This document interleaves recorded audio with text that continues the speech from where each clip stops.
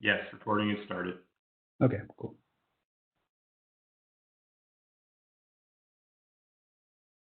All right.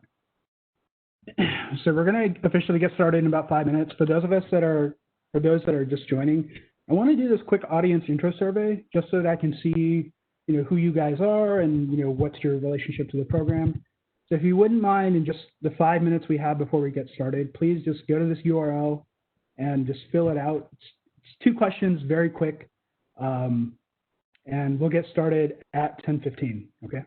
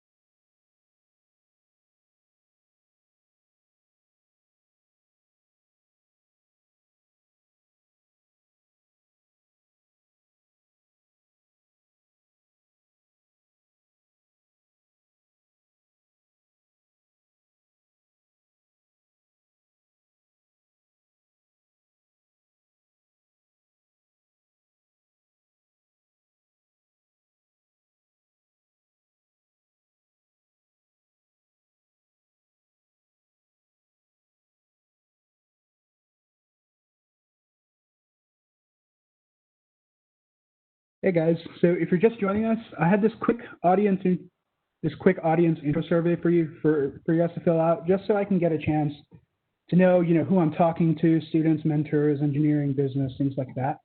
So we're going to get started at 10:15. Just take a couple minutes to fill out the survey, and we'll get started here in just a couple minutes. Also, I have enabled my chat for this session, so it's not just a Q&A. So please feel free to, post things in chat. Let's try and keep it moderately appropriate, but call out, say hi in chat. Don't hesitate. I want this to be a little fun and interactive. So hopefully this goes well.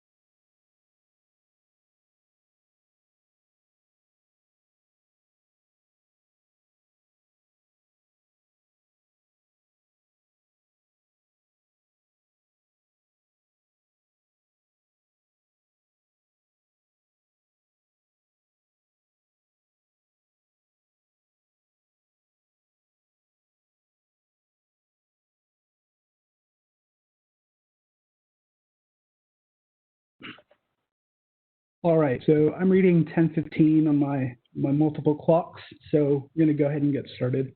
So for those of you that filled out the audience intro survey, I want to thank you. I'm looking at the results right here. Among 14 respondents, a majority are students, so about 80, 85, 90%. And it looks like a majority of people here, about another 85%, are actually engineering. So it's kind of interesting to see, although perhaps not too surprising.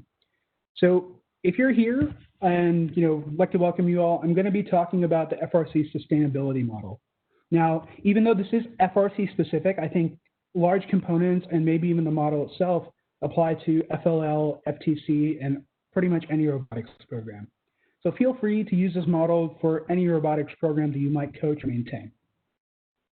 Now, a little bit of information about me. There's a lot on this slide, and I think there's a couple things to take away.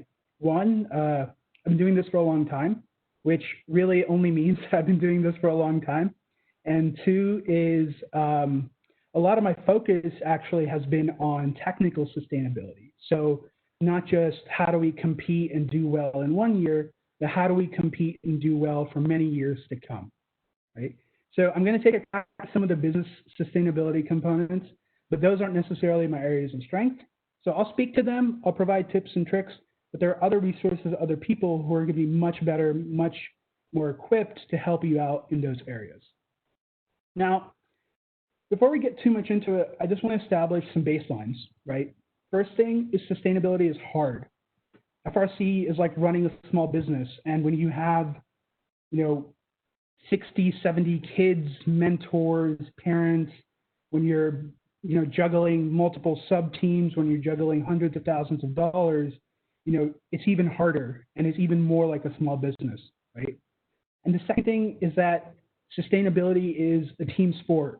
As much as you feel like you are important to your program and that what you do matters, it absolutely does. But at the end of the day, you can build the best robot in the world. But if you don't have the funding to support it, if you don't have strong students to back it up, it's not going to mean very much. So that's why sustainability really matters. It's hard, and you need to do it together. Now, this presentation, I'm going to first introduce the model. That's sort of the whole point of this. And then I'm going to walk through sort of each of the components and recommend, tips and tricks and things like that. One thing to keep in mind is that we're going to be talking about sustainability. It's a very large, broad topic. So this presentation is going to be very dense. That's okay. You can go back and watch it later. If you have any questions, go ahead and drop them in the chat. I'll try and go through all of them at the end, just so I don't get caught up in questions and we run out of time. And I also won't speak for too long, so I'll try and keep it at around 30 minutes so we have a lot of time for questions and that people aren't really bogged down by the information, okay? So let's get right into it. This on the right-hand side is my FRC sustainability model. And it really came about when somebody posted in chat, it's like, hey, I'd like to learn about sustainability. And to me, I had seen that before, and it always frustrated me because it's something that people always talk about very sort of up in the air, but nobody ever really says, hey, I'm going to tackle sustainability. I'm going to put some sort of definition to the word, right? So this is a model that I've created, and over the past few months, it's already seen some, improvements and iterations. So all that means is this is a work in progress. So I might change it coming up here in the next few months. You might choose, oh, still showing title slide. Is anybody else, so help me out in the chat. Are you guys able to see the sustainability model? The FRC sustainability model slide? No, I'm still seeing the survey slide. Uh-oh. Okay. All right, let me try to,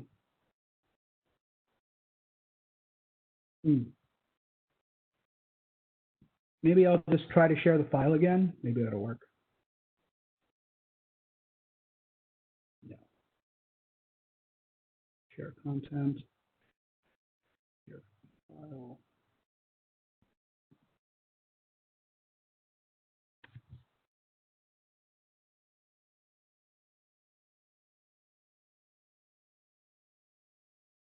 Yeah, you might just screencast instead of sharing the file. Yeah, give me 1 second, maybe.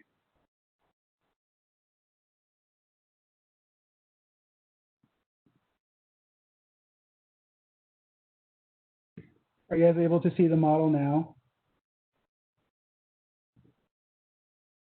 No, it's still the title slide. Okay.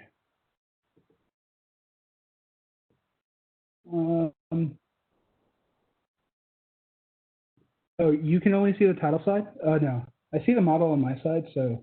No, I've got sustainability model now. Okay, sweet. All right. Little hiccup there, but that's okay.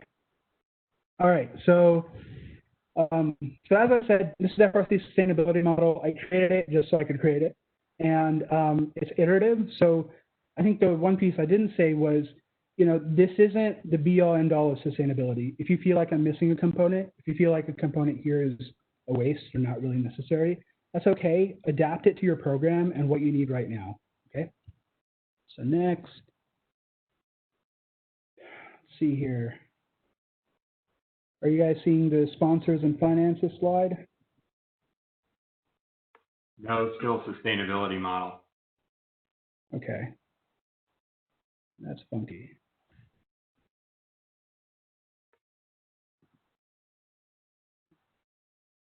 I don't have the ability to share just my screen, so would you be able to grant me that? Should be granted by default. It was fine for the last person. Yeah, I just see share content. Myself. When you click on that, you don't see an option to share multiple screens. No, just share file or the whiteboard. So. That's new. So let me see if I can. You are set as presenter, privileges. You got all privileges. Well,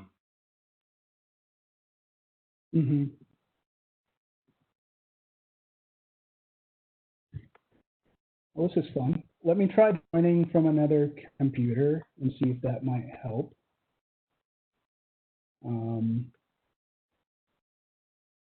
Yeah, so I'm back to the title slide now.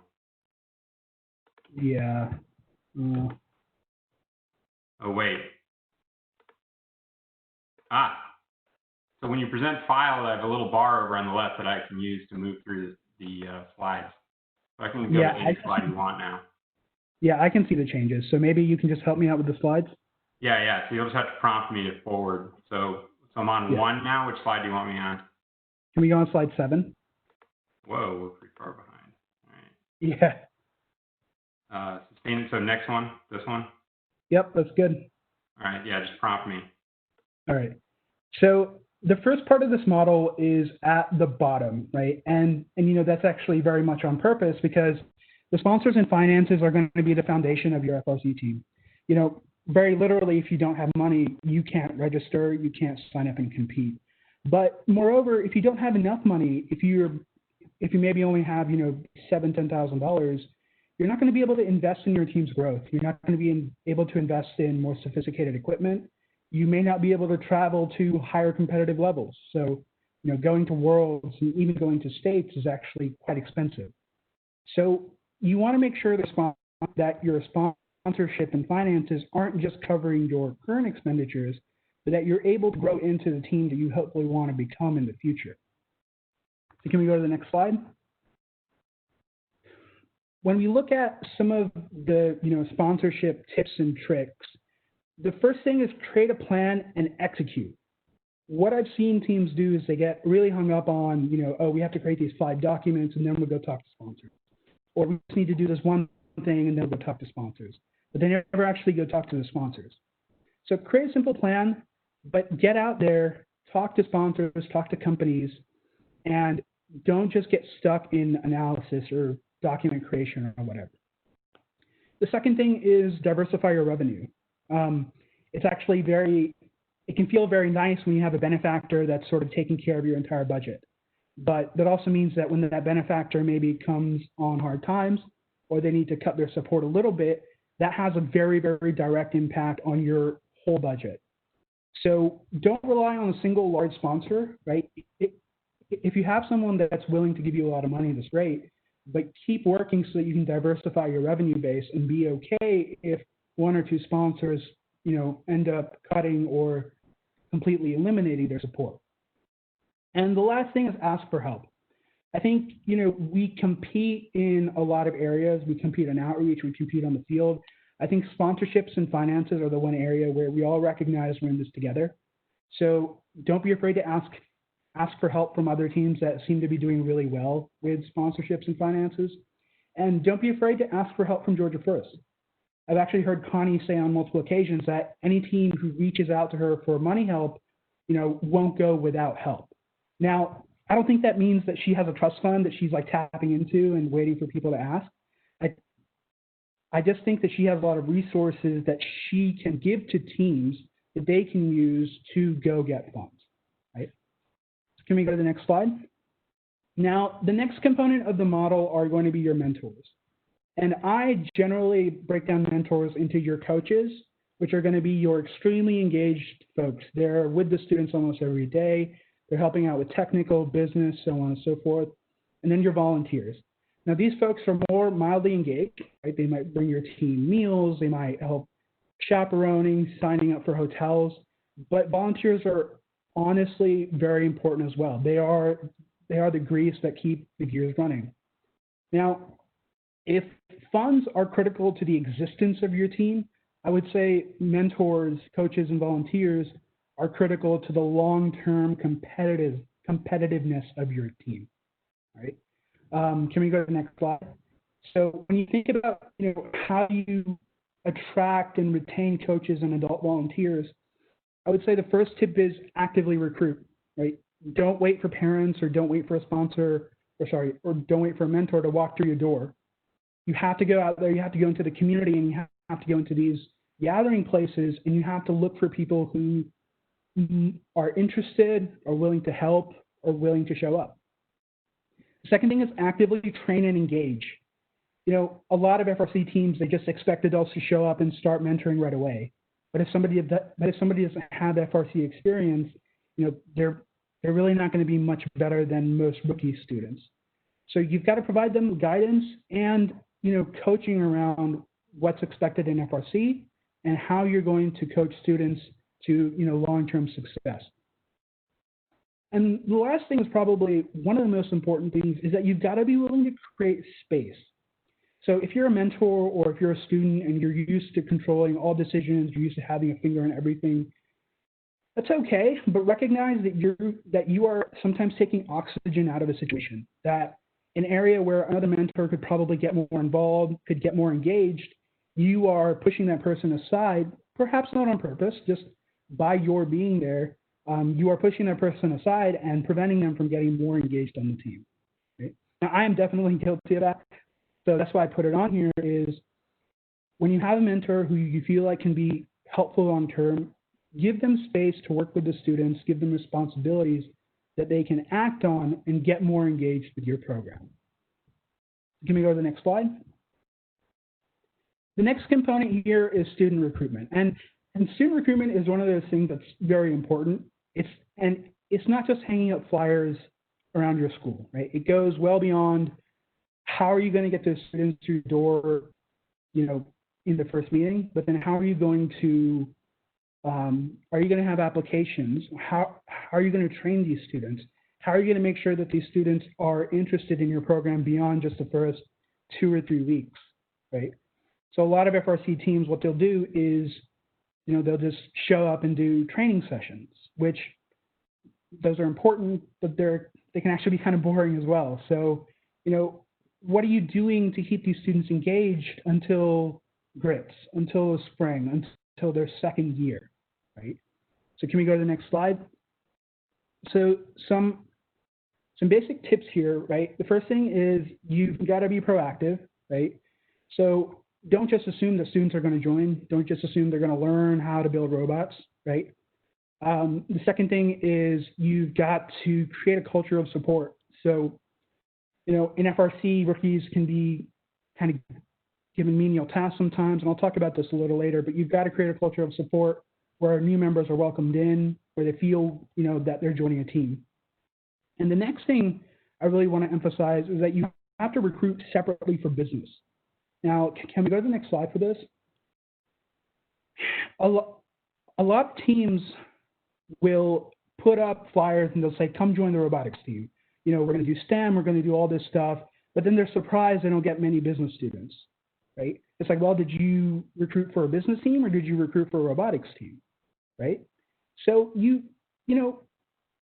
the solution there is actually rather simple. Don't just recruit for the robotics team, but also recruit for your business team, right? Reach out and create those points of marketing that would appeal to students who are looking for a quote unquote business career, right?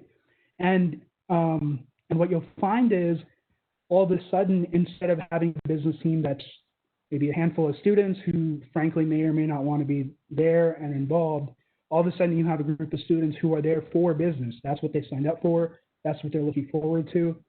And between you and me and everybody else that might watch this later on YouTube, I think FRC provides some of the most robust opportunities to actually do business-oriented things, right?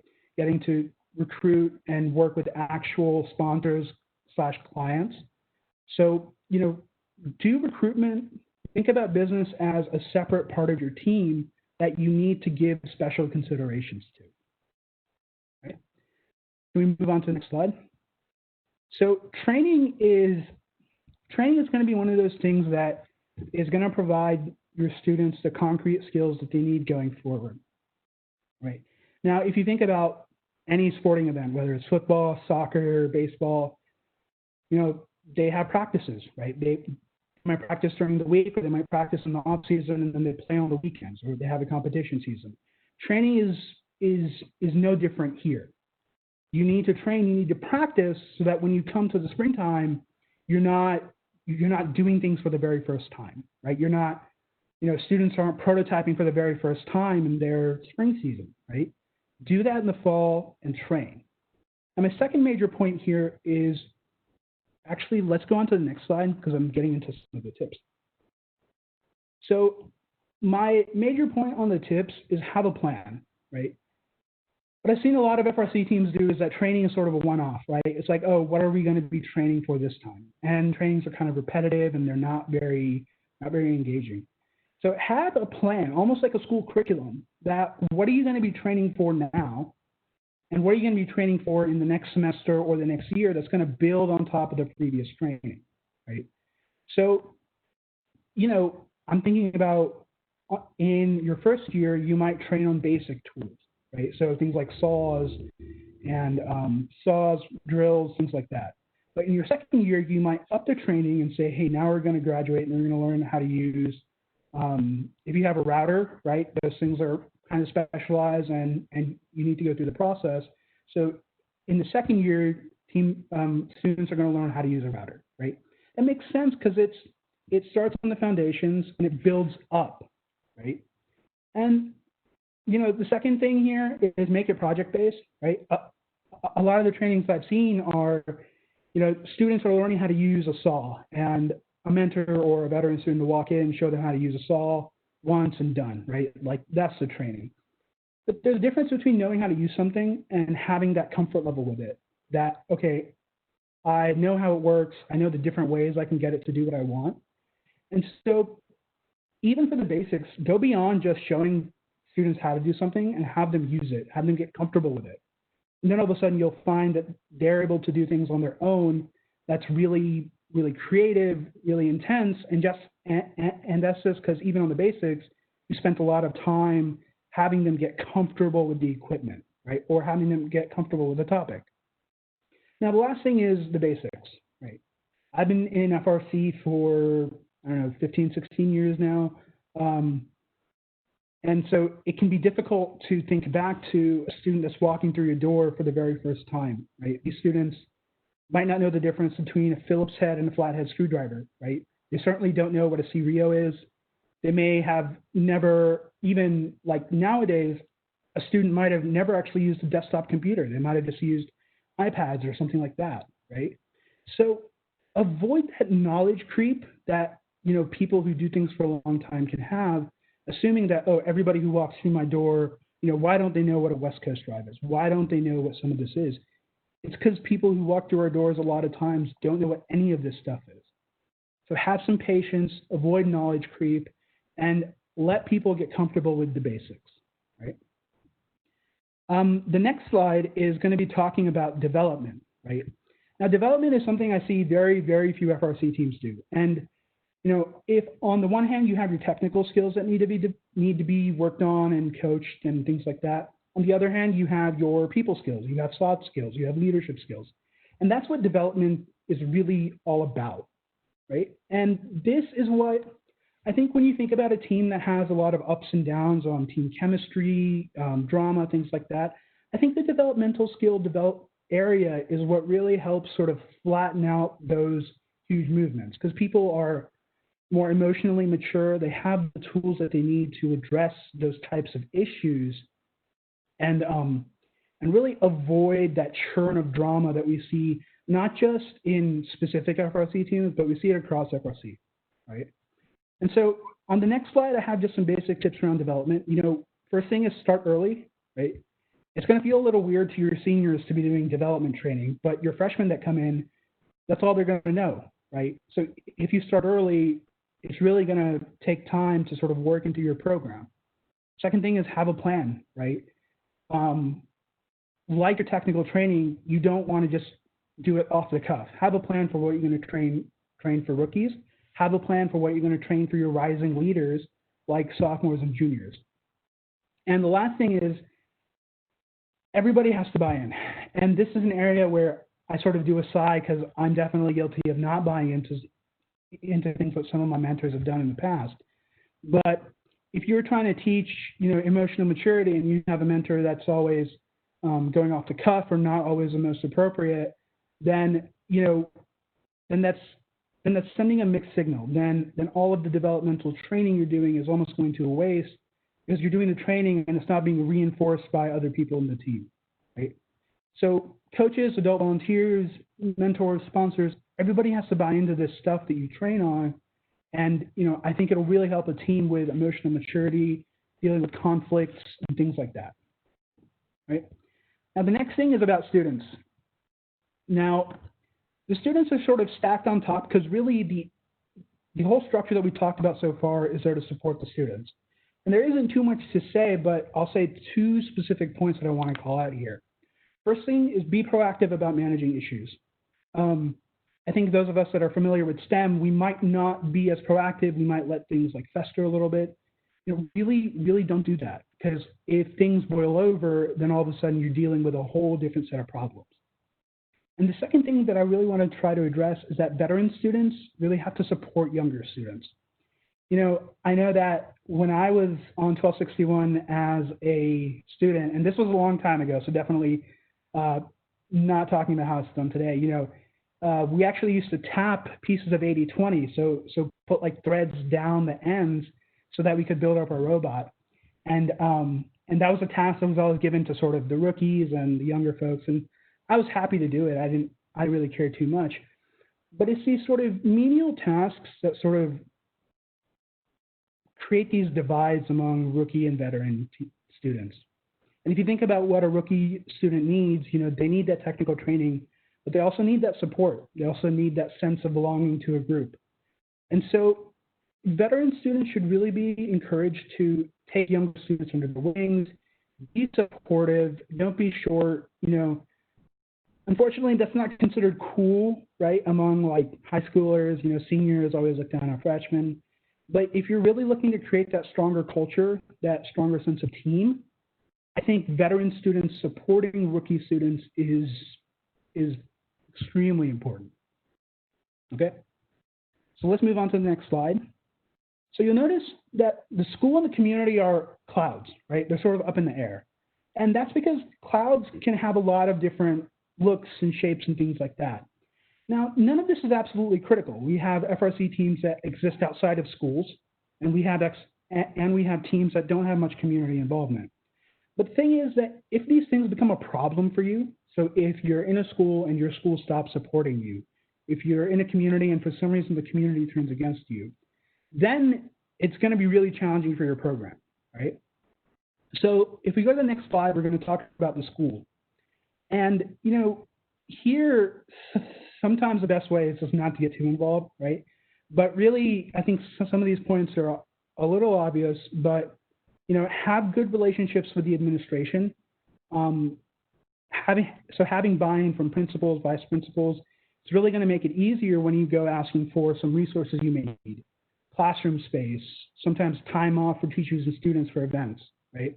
Having the administration, having your back is a big deal, and it really makes things a lot easier in FRC. The second thing in our next slide is going to be talking about the community, right? Now, a lot of people, a lot of FRC teams, frankly, just don't do enough in the community, which is a shame because that can be your biggest source of strength, right? So I would just say, don't get stuck in analyzing or choosing the best options, right? You want to get involved in whatever way you can. Don't just focus on STEM nights and local clubs in the middle school, right? Get involved in other volunteer events. So Columbus Space Program, I think for the longest time, they participate in this community bike event, right? Which has nothing to do with FRC or robotics, but it's a great way for them to engage with the community, and it's a great way for them to bond as a team. The second thing here is your alumni. Now, if you're a team and you've been around for a long time, you have a lot of alumni out there. And trust me, as an alumni of a program, I'm always curious, like, what's going on? What are you guys up to?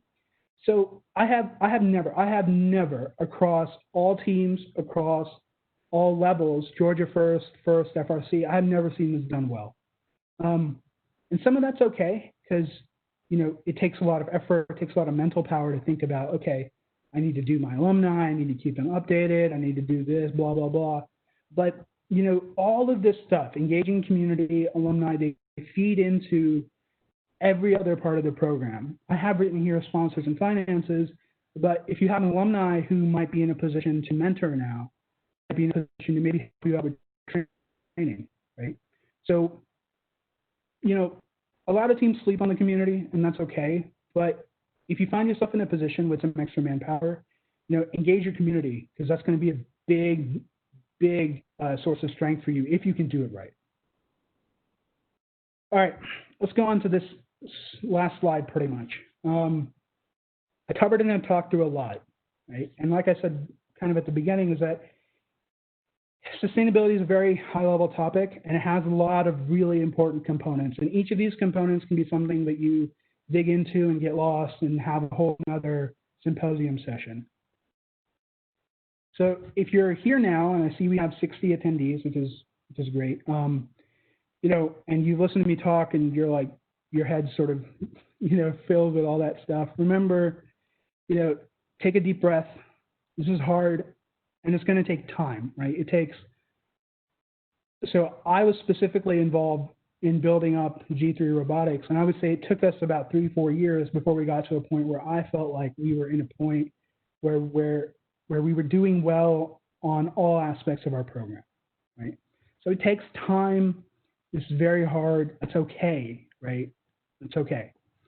Now, if you're wondering where to get started, I'd say start from the bottom, right? Because the bottom is going to be your foundation. And do an honest assessment of your program. And that can sometimes be a conflict with being positive and being constructive. But you really have to be honest that if your budget is only, $70,000, is it actually enough? Should you be doing more to get that number up, right? If your team is, consistently not making eliminations, is that really okay? Or should you be doing something to get your competitive foundation a little higher, right? So be honest. And the next thing is don't chase perfection, right? Because you're never going to be perfect in sponsors and finances. You're never going to have the perfect number of mentors. So don't let your perfect be the enemy of the good. Get to a point where you feel like you're doing okay, you're doing well, you have maybe decent progression, and then move on to the next component, right? And this last thing is something I think that ties back to the first point, is you have to build your team, right? No matter how good of a mentor you are, matter how good of a student you are, no matter how good of a robot you can build, you need other people. You need other people to help you with your finances, manage mentors, manage volunteers, manage your training. You need other people. So build your team, not just having more students, but get that coalition of students and mentors that are going to help you grow each aspect of your team. Okay. So with that, it's 10:45. I think that's almost exactly 30 minutes, even considering, like time and things even considering some of the issues we had. So I'll take your questions, and I'll be keeping an eye on the chat and the Q&A. So put them here, and let's see here. So we have Brian. Hey, Brian. How do you engage rookie mentors so that they don't need to commit all available free time as a baseline? That's a really good question. And typically what I do, and so in my last few years on G3, I really started putting a lot of thought into how do you get mentors sort of who walk into your door, how do you get them involved? And a lot of that is I'll be upfront about their time requirements, right? So sometimes a mentor can only come once a week. And I'll say, that's okay, but I need you to come that one day a week so that we can rely on your support, right? So being upfront about the time requirement, I think, is key. And so just making clear that you don't have to be here every day, but I do need that commitment in the short term so that I know I can rely on your support every Wednesday or something like that. The second thing is I really like to take mentors and just really throw them onto sub-teams. So, if you have a sub-team that's all rookies and they're not really sure what to do, that's maybe not the best sub-team to put a new mentor on. But if you have a sub-team that's being run by your, engineering lead student, then maybe that can be a sub-team that, a new mentor might join, and they can sort of sit back, watch, but also have opportunities to put in their 2 cents. And the last thing is, I would just be clear about the fact with this mentor that, hey, right now I want you to be a little bit more of a learning style, but maybe in a semester, maybe in a few more meetings, I want you to try and put in a little bit of your opinion, right? So that allows rookie mentors to first not feel like they have to come every day, but it does let them know that, hey, this is something that needs some commitment. Secondly, you put them in an environment, you put them in a team where they're going to succeed, hopefully, right? And the second thing is you set their expectations that, hey, I don't want you to know everything. I don't need you to know everything now. Take your time, learn, but over time, I want you to become more responsible. Now, one of the tricks that I sort of learned as sort of like a lead engineering mentor at the time was I would always work directly with mentors, right? So really what that meant was if I had a problem with the intake subsystem, I wouldn't go and get in between the students and ask them all these questions. I would go talk to the intake mentor. And that mentor would tell me what's going on and tell me the problems they're having, and then I could work with him to come up with recommendations and things like that. I think that A, gave that new mentor a lot of responsibility, right? That, hey, I need to pay attention so I can talk to Sunny about these problems. And B, it gave the mentor space that I wasn't always coming in, stepping on his toes.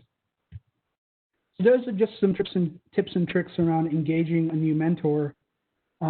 Just be honest, be clear, and let them know that it'll take time. All right. Any other questions, concerns, comments?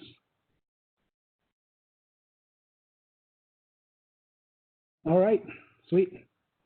Nothing else. In the chat, I'm going to put my email address. So there is no A at the end of Goop, I know.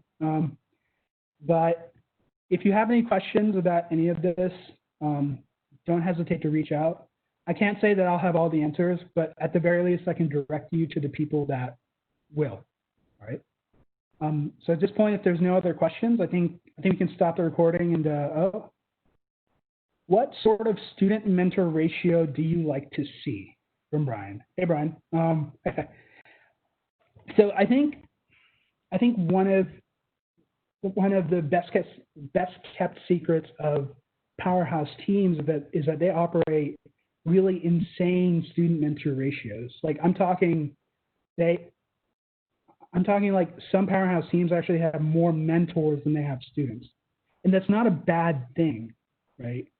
Unfortunately, in this sort of student-led, for students, by students environment, that can be a bad thing. But, you know, that's very difficult. What I would say is the ideal ratio is that you want at least one mentor for every sub-team that you spawn. Right?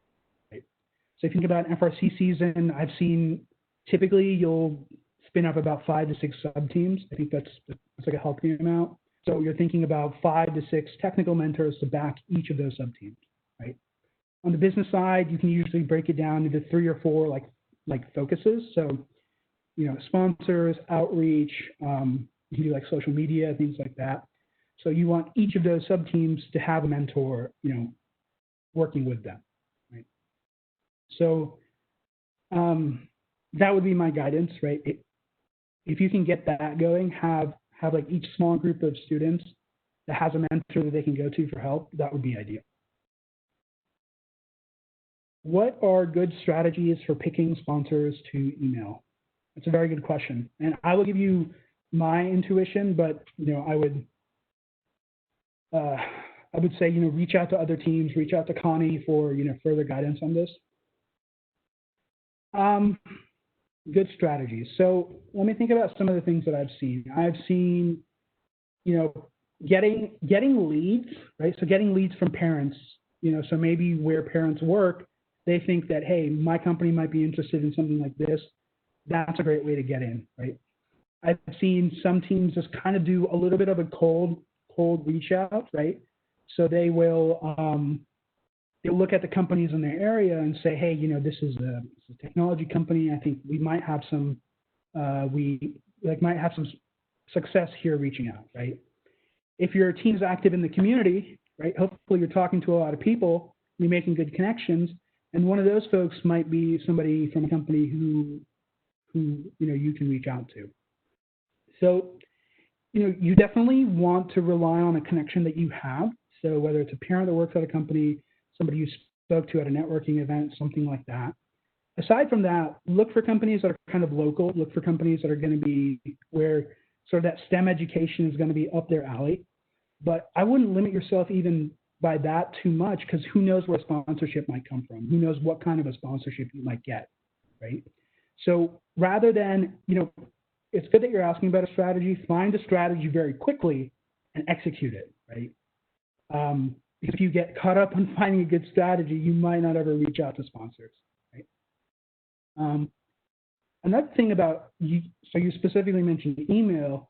Email is okay, and especially nowadays, you know, that's fine. I would say if you can avoid email, that might be the best, right? Like phone calls are good. You know, phone calls are good. Go in person. Some of the best sponsorships we've had were just people who like literally walked in the door of a shop and were like, hey, I want to talk to you about this FRC team I work with, and I want to see if you guys can do something to help us out, right? So email and like sort of that cold call, if you're going to do it, try to do it in person. Find that person on your FRC team that's really good at talking to strangers and send them out and see what they come up with. All right. Is there a good way to keep a large team of students engaged and interested? Yes, and I think that's where your building your team comes into play, right? Because if you are a head mentor and you by yourself are trying to keep your 45 students, you know, engaged and things like that, you are never going to be able to do it. However, if you are a head mentor and you have a cohort of mentors and students and you assign different responsibilities and you say, hey, this subgroup, I want you guys to go for this. Or, hey, this sub-team, I want you guys to start thinking about sponsors and finances. And you as a head mentor stay above the fray, right? Then you can sort of keep things moving. You can focus on teams meeting milestones rather than trying to keep everybody engaged. Right. So that's my only thing about keeping a large team of students engaged is sort of you've got to let the chaos in a little bit, right? But then have a system to manage it. Have a good leadership structure, have a good sub-team structure, so that when these teams do all their various things, you have some control, but then they can go off and sort of be busy in things that you hopefully assign them. Right? All right. Is Discord good to talk to my team? Discord, so there's like a few of these sort of chat tools. There's Discord, which is a little bit more for gaming, but you can use it for your team. There's Slack, there's Microsoft Teams, so all these tools are very, very similar when it comes to like what type of communication they enable, right? I know that like a lot of our students use Discord. I've mostly seen Slack used, right? But I think it's just going in there, looking at the features and seeing what works, right? So John said that his school uses Slack, which is good. Here at Georgia Tech, we actually have an account for Microsoft 365. So a lot of the communications that happens in the clubs and things like that happen on Teams, right? So check in with your school, see what they have available, and see if they have a preference. Because all those tools are very similar. They're going to get the job done. Right?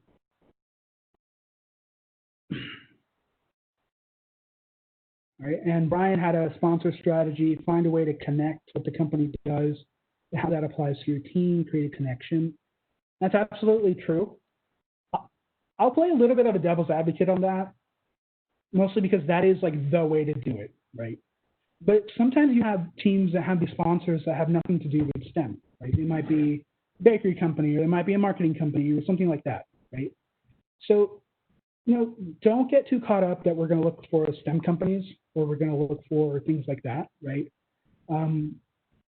But do work on creating a connection, right? How are you going to reach out to that team? Sorry, how are you going to reach out to that company, and how are you going to make your program attractive to them to support? And that's, on the other hand, if you have a really good business program that's built up of students and you guys do a lot of marketing and things like that, then it's going to be very difficult for you to find a company that doesn't do something that you're doing, right? So it's just food for thought.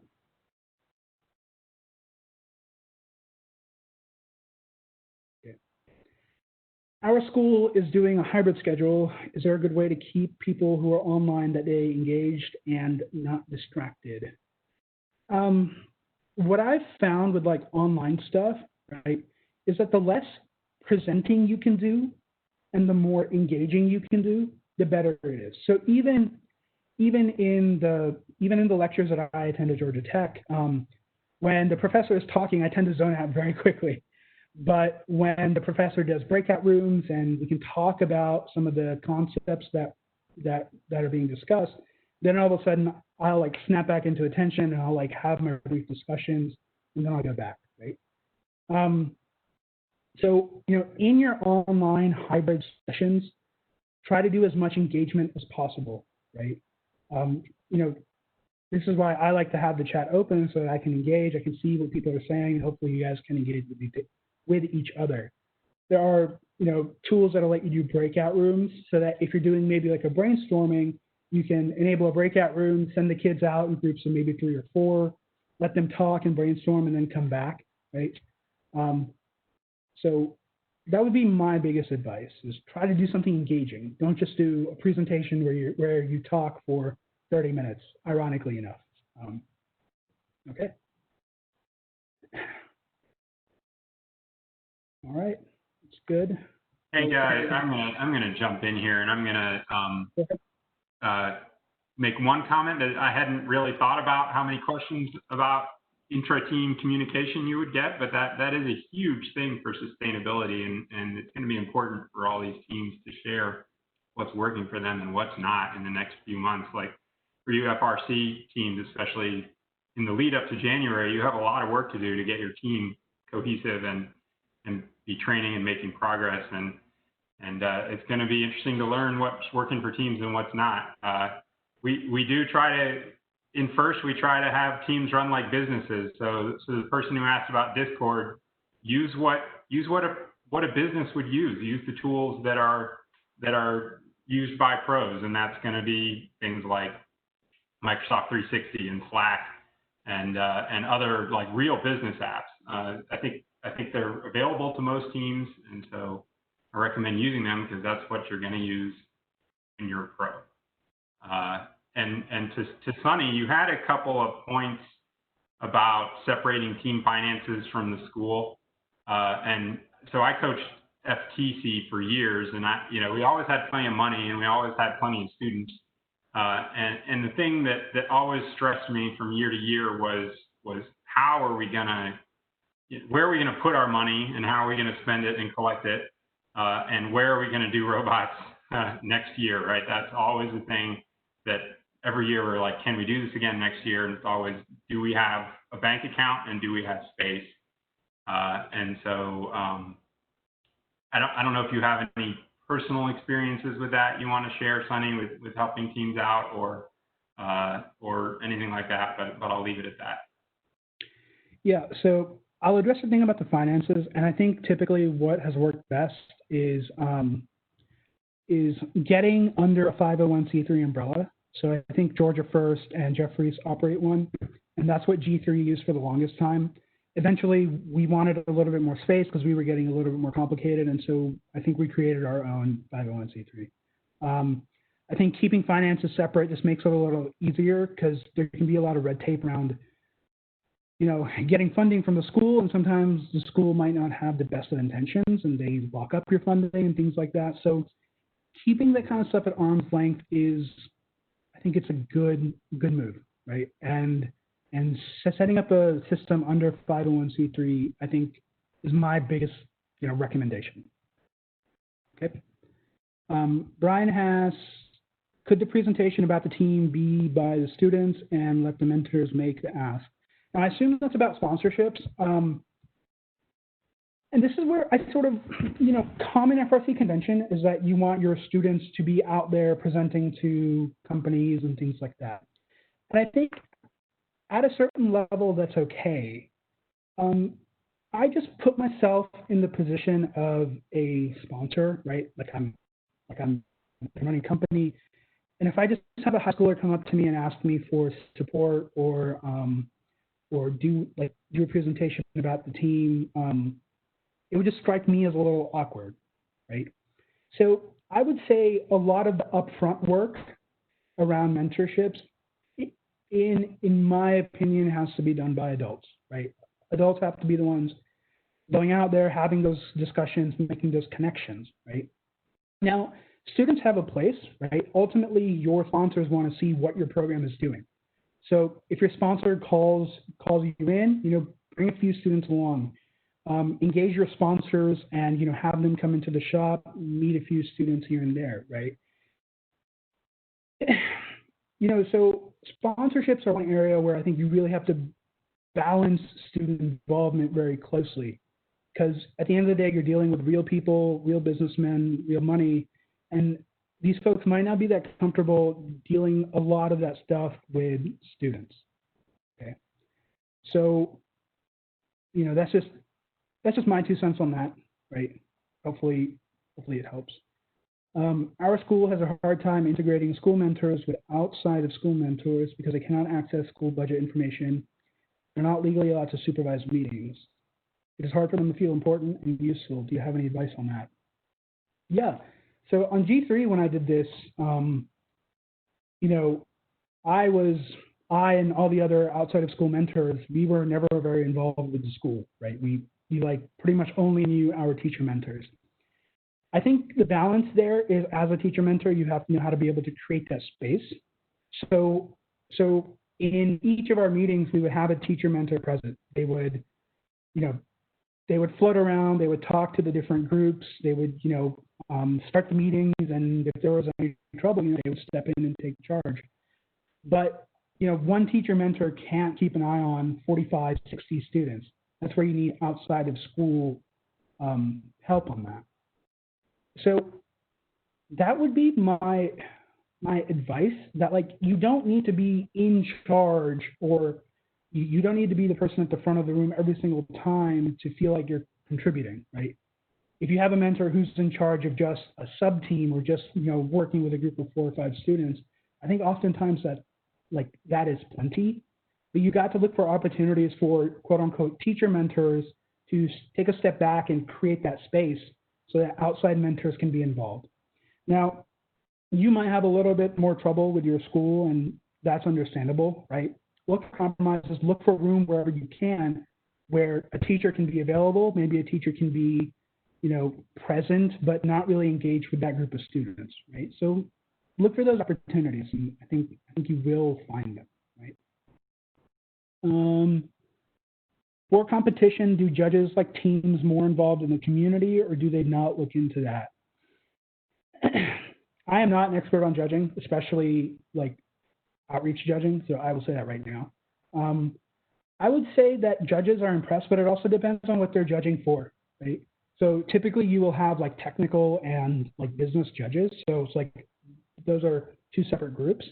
And so if you get a technical judge and they're asking you about your robot and you keep bringing the conversation back to how you did outreach with it, it doesn't line up, right? At the same time, if you have an outreach judge and you keep talking about your robot, that's also not going to go well. So know the type of judge that you or your students are talking to, and just, you know, bring up the relative important points, right? I will say, you know, the judges that are looking for more of the outreach stuff, you know, they are going to care about things that you do in the community. Okay. Should we split up the team like a business company would, like a business group, technology group, an idea group, et cetera? And then when we have problems, come all together and we work on one thing. If some groups are ahead and one group is behind. So I think this is talking a little bit about organizational structure, right? How do you like separate the various teams? I would say at a top level, it does make sense to, you know, separate things into areas of focus, right? As much as we want students to be doing robots and talking to sponsors, if they, you know, one thing that we learned in designing FRC robots, you need to focus your attention, right? So, you know, try and have areas of focus, and I think it does help at the top level, right? Separate business and your sort of build side. Sometimes you can have students that sort of, maybe they're a lead on the business side, but then they participate on a build sub-team, right? Things like that. A lot of times the business and so the business and the build sides are relatively separated, so they don't have a ton of overlap. Now, when we have problems, we all come together, we all work on one thing. Now, when you have problems, hopefully it doesn't come to a point where everybody needs to stop what they're doing and address the problem at that time, right? There should be a high level of communication that's always happening so that people can spot problems down the line and they can address them earlier, right? So that is typically what leadership is responsible for. So as a lead engineering mentor, you know, I obviously cared about what my students were doing at that time, but I was also, you know, thinking 1-2 weeks down the line to make sure that we wouldn't run into any big issues, right? So that's one thing you have to do. And ultimately, when there are problems, when someone's behind, when a group is maybe struggling with one of their mechanisms, you know, you can't just ignore them, right? So you might take one of your leaders from another group and move them over, right? Say that, hey, this group needs a bit more support. Can you move things around? And I think that is perfectly okay in FRC. You know, at the beginning of the season, there's a lot of prototyping and there's a lot of building going on. Towards the end of the season, there isn't that much of that going on, but there might be more strategy stuff going on. There might be more scouting going on. There might be more, you know, planning for events going on. So it's okay to move things around as things come up, as problems arise. That's just the fluid nature of robotics and really anything you do. So, okay. All right. So at this point, it's 11:10, so we've been at this for a little while. I'm going to go ahead and call this the end of the session. I'll put my email in the chat once again. Like I said, don't be afraid to reach out. I promise I'll have all the questions, but I'll do my best to get you an answer, whether it's from me or another person in Georgia first that's very knowledgeable about whatever your question's about, okay? All right, thank you very much. And I think we can stop the recording and be on our way.